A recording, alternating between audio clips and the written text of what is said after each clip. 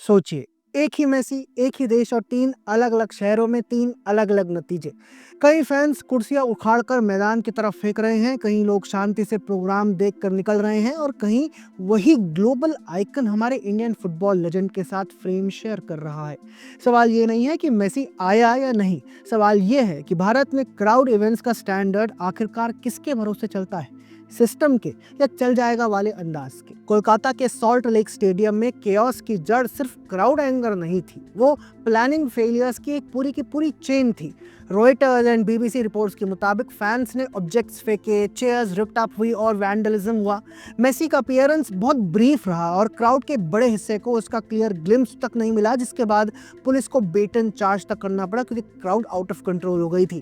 बाद में बंगाल पुलिस ने ऑर्गेनाइजर शत्रु दत्ता को अरेस्ट किया और डीजीपी राजीव कुमार ने टिकट रिफंड की बात कही। सीएम ममता बनर्जी ने अपॉलजी के साथ जस्टिस अश्विन कुमार जो रिटायर्ड हैं उनकी चेयरमैनशिप में इंक्वायरी कमेटी अनाउंस की। टाइम्स ऑफ इंडिया की एक रिपोर्ट के मुताबिक वीआईपी पासेस का बहुत लिबरल बंटवारा, नेताओं की सेल्फी रश और कॉर्डन कोलैप्स ने डोमिनो इफेक्ट शुरू किया। मेसी के पास बहुत ऑटोग्राफ सेल्फीज की धक्का मुक्की के बाद सिक्योरिटी ने खतरा महसूस किया और मेसी ने वहां से जल्दी निकलने का फैसला कर लिया, जबकि क्राउड को ढंग से मेसी के दर्शन ही नहीं हुए। और नतीजा क्या निकला? तोड़फोड़, आगजनी व पिच इन्वेजन। इसी फ्रेमिंग में पॉलिटिकल इंटरवेंशन का परसेप्शन बनता है। वीवीआईपीज के लिए एक्सेस आसान, पेड पब्लिक को व्यू नहीं मिलता, पब्लिक के इस गुस्से को फिर गलत कह पाना थोड़ा मुश्किल हो जाता है। अब कोलकाता ही क्यों फिसला? क्योंकि क्राउड इवेंट्स में सबसे डेंजरस चीज होती है हाइप डिलीवरी गैप। जब प्रोग्राम करीब 2 घंटे का बताया जाए और अंडर 30 मिनट्स में पूरा का पूरा सब निपट जाए, ऊपर से वीवीआईपी इंक्लोजर कॉर्डन एरिया में क्राउडिंग के कारण मेसी के इंटरैक्शन में प्रॉब्लम हो, तो लोगों को लगता है कि पेड पब्लिक को साइडलाइन किया जा रहा है। कोलकाता में भी यही हुआ। और जब गेट स्क्रीनिंग इतना वीक दिखे कि बैंड आइटम जैसे कि बोतलें अंदर तक पहुंच जाए, तब फ्रस्ट्रेशन का स्पार्क जल्दी रायट में बदलता है। ये पूरा लॉ एंड ऑर्डर की समस्या नहीं बल्कि पूरे मैनेजमेंट फेलियर है। कोलकाता के केस में आरोप ये लगे कि रूलिंग पार्टी यानी टीएमसी आने वाले चुनाव के लिए मेसी का इस्तेमाल करना चाहती थी। सब कुछ देख कर शायद ये कहना गलत नहीं होगा कि बंगाल के चुनाव नजदीक आ रहे हैं तो मेसी के टूर का पॉलिटिकली फायदा उठाने की कोशिश की गई होगी।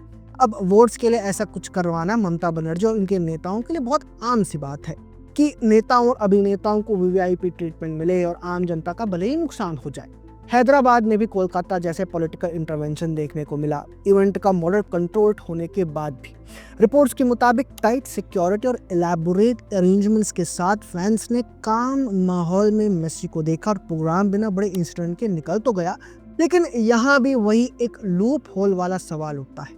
क्या ये टूर असल में फुटबॉल फर्स्ट था या सेलिब्रिटी फर्स्ट? इंडिया टुडे की रिपोर्टिंग में इसी आयरनी की तरफ इशारा है कि मेसी विजिट के बावजूद टॉप फुटबॉल इकोसिस्टम पर्पस की क्लैरिटी कई जगहों पर सवालों में रही। यहाँ भी नेताओं को और सेलिब्रिटीज का जमघट देखा गया और आम जनता साइडलाइन हो गई थी। मेसी के साथ गांधी परिवार के लोग और स्टेट सीएम दिखाई दे।